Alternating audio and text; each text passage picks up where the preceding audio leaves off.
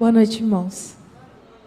Boa noite aos irmãos também que estão em casa, os irmãos que estão aqui. Eu nunca vim aqui na frente assim, fazer do jeito que está aqui, mas eu espero que o Senhor possa nos abençoar, que Ele possa trazer alento aos nossos corações e paz para as nossas angústias. Eu quero falar sobre a fornalha. É interessante porque a nossa vida do cristão parece sempre estar numa fornalha, né? Sempre estamos com problemas. E o que me chama mais atenção, eu dou aula de história. E eu falo sempre, meus alunos falam, para que estudar história, professora? História só fala de gente morta. E eu falo para eles, a história foi feita, o curso de história foi feito para que você olhe para o passado. Eu falo assim para ele, para que você olhe no passado, veja onde as pessoas acertaram e erraram, para que você possa corrigir o seu presente, para que você possa ter um futuro maravilhoso. Eu digo para eles também que é melhor aprender com o erro dos outros, com os seus próprios erros.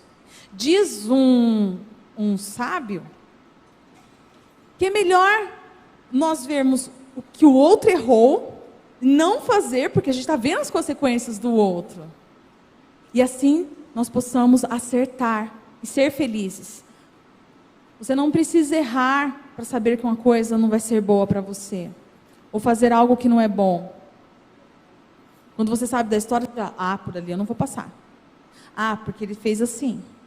E uma história que me chama muita atenção é dos 3 amigos de Daniel, Sadraque, Mesaque e Abednego. Esses 3 jovens, eles eram príncipes, a gente já sabe dessa história, eles foram cativos, eles passaram por muitos problemas. A Bíblia conta só alguns dos problemas que eles tiveram, mas eles tiveram muito mais do que isso. Quando eu penso na fornalha, eu imagino que eles estavam constantemente. Sabe por quê? Porque para estar preparado para entrar numa fornalha, você já tem que estar já sentindo o calor dela há muito tempo. Quando você vai passar por aquela provação? Aquele foi o ápice da provação deles. Mas eu quero relembrar a história com vocês. Vamos lá. Vamos lembrar que Nabucodonosor mandou construir uma estátua. E essa estátua, ela era enorme. E ela era feita com metal. Um dos metais mais preciosos, o ouro. E os irmãos podem lembrar-se, que ele construiu essa estátua porque ele teve um sonho. Um tempo atrás, ele sonhou com uma estátua, e a estátua tinha vários materiais. E Daniel deu a interpretação dessa estátua. E ele disse, tu és, ó Nabucodonosor, teu reino é a cabeça de ouro. E ele se envaideceu, né? Nossa, só a cabeça de ouro. Mas depois de ti virá o quê? Outros reinos. Seu reino será esquecido e virá outros reinos. Virá a Medopérsia, virá a Grécia, virá Roma. Depois os 10 reinos que iriam virar a Europa, né, mais tarde. E depois, um reino sempre eterno, para sempre. E ele ficou pensando, ele falou, nossa, eu quero que meu reino seja para sempre. E aí ele pensou, eu vou construir uma estátua toda de ouro, para mostrar toda a minha glória, para que ninguém se lembre dos outros materiais. Para lembrar só da minha glória e do meu reino. Como ele é grande. E realmente era. Os historiadores dizem que é um dos reinos mais magníficos. Em 2019, a ONU e a Unesco tombou um sítio arqueológico lá no Iraque e alguns no Irã, falando que tinha alguns tabletes e alguns resquícios da cidade de Babilônia. É patrimônio da humanidade. E é uma coisa assim, eles vão mostrando os tabletes, as estelas, que são pedras como se fossem outdoors, que contam a história deste povo, das suas conquistas e muitas coisas. E é simplesmente maravilhoso quando você vai lendo sobre esses achados arqueológicos. Mas ele queria deixar registrado como uma coisa muito magnífica. E ele vai chamar todos os seus governadores, inclusive os 3 jovens. E eles vão lá estar. E nós sabemos que eles ficaram diante da estátua. E o rei disse que eles deviam se ajoelhar, deviam adorar a estátua. E eles disseram, não. Eles não iriam adorar. Nossa, imagina, aquele povo todo se ajoelhando e eles em pé. Eu pensei uma vez, falei, será que eu ficaria em pé? Ou será que eu ajoelharia? Mas muitas vezes, meus irmãos, nós nos ajoelhamos diante de um problema, às vezes nos ajoelhamos diante de um bem material, o colocamos na frente da nossa família, ou do culto familiar, alguma coisa urgente. E aí nós estamos adorando aquela imagem de novo. Às vezes a gente deixa de fazer o culto familiar para fazer outra coisa. E aí você está ajoelhando. Sempre coloque o Senhor na frente. E foi isso que aqueles jovens fizeram. Eles colocaram o Senhor. E eles colocaram o Senhor e eles tiveram grandes problemas por isso. Nabucodonosor, ele deu um castigo. E o castigo era entrar na fornalha. Meus queridos, a fornalha estava ali porque ela tinha uma função, derreter o ouro para que pudesse fazer a estátua. Para vocês terem noção, o ouro, o ponto de fusão, que nós falamos de química, o ponto de fusão, que é o ponto de derretimento, é de 1064 graus Celsius. Esse é o ponto de fusão. O ouro derrete. Então, aquela fornalha foi feita para derreter o ouro, o material precioso para fazer o quê? Aquela grande estátua. Só que agora ela tinha uma nova função: matar aqueles que não queriam obedecer ao decreto do rei. E ela foi ligada. E, ela foi ligada, já eles sabiam que ela ia estar a 1060 graus, porque era o normal dela. 1060 graus. Alguém já pegou, vamos só lembrar uma curiosidade aqui, vocês já pegaram a água fervendo, porque ela já está borbulhando, né, na fusão dela, colocou a mão só em cima, está muito quente, é 100 graus Celsius ali, é o ponto de ebulição dela lá, que ela começa a, né, ferver lá. E aí o que acontece?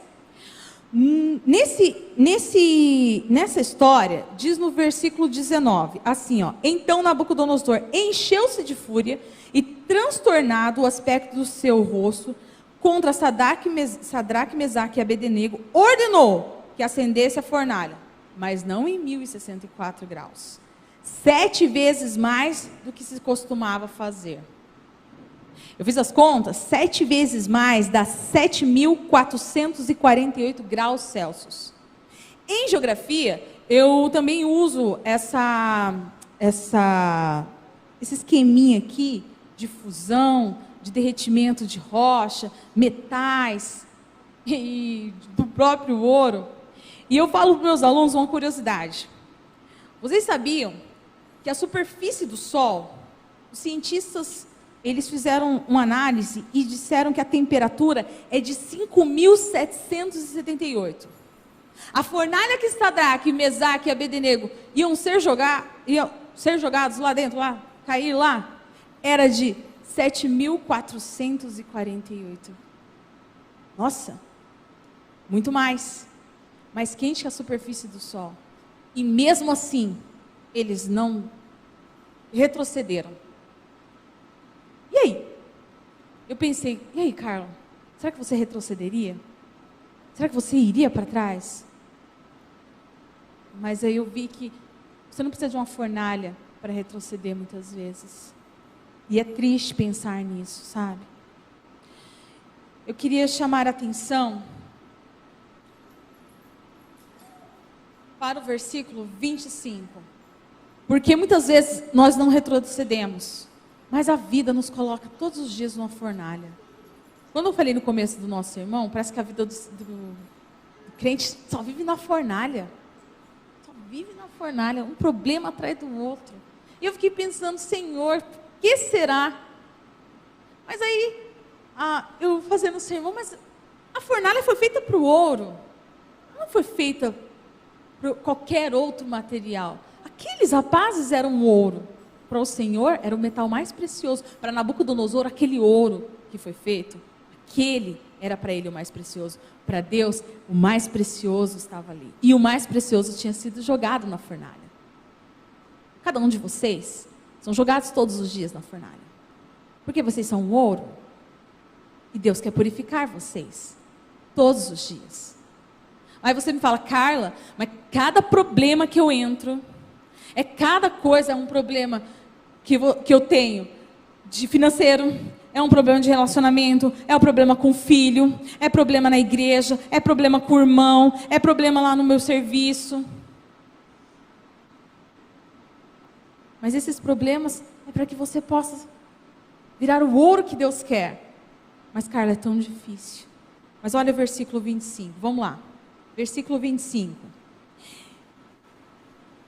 Vou ler o 24 primeiro. Olha só. Então o rei Nabucodonosor se espantou. Olha só o que a história conta. E se levantou depressa e disse aos seus conselheiros: não somos nós 3 homens atados dentro do fogo? Nossa, e ainda foi atado, né? Quer dizer, as nossas mãos e pés, diante dos problemas da vida, ainda está amarrado. Como é que eu vou fazer isso? Como é que eu vou fazer esse problema desatar? E olha só. Não caíram eles atados? Então o rei Nabucodonosor se espantou, né? E aí o versículo 25 diz assim: e tornou ele e disse: eu, porém, vejo 4 homens soltos que andam passeando dentro do fogo sem nenhum dano. Você não estava com seus problemas, você não estava com sua mão atada, seus pés atados? Só que agora você está andando no problema. Você não saiu do problema, mas você está andando nele. Tá? E olha só, andando por ele, né? Sem nenhum dano. E o aspecto do quarto é semelhante ao Filho dos Deuses. Cristo estava lá, a morte fala, né? Cristo estava lá do lado deles. E sabe por que ele estava lá? Porque ele não podia trocar de lugar. Naquele momento, na pior hora da vida, se ele pudesse trocar de lugar, ele estaria lá. Mas ele não podia. Aí sabe o que ele fez? Eu vou andar junto. A irmã White diz que o Senhor, Ele não está desatento a nenhuma lágrima que cai dos nossos olhos. Nenhuma lágrima que cai dos seus olhos, Ele está desatento. Ele chora com você. Ele chora junto com você.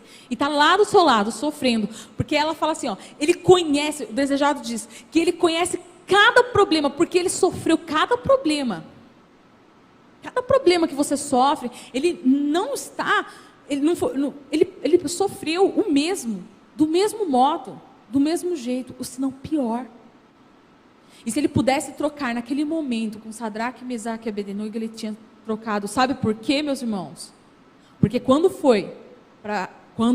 lá, na hora que eu sempre falo assim para os meus alunos, né? A lei fala assim para Deus. E aí? Alguém precisa morrer e eu quero ele, porque ele pecou. E Cristo diz, eu troco de lugar. Todos os dias quando nós pedimos. Ele troca de lugar. Porque a lei exige que eu tenha a morte eterna. E ele diz, todos os dias, eu troco de lugar com ele.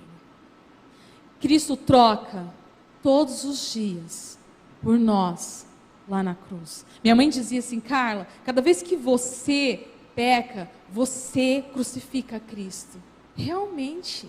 Porque quando eu peco, era para eu ter sido crucificada lá. E Ele derramou o seu sangue por mim, e Ele, lá de cima, Ele fala, eu troquei com você. E eu peço perdão, e Ele me perdoa. Ele fica do meu lado, e Ele tampa os meus pecados. Porque isso, gente, é a graça de Deus.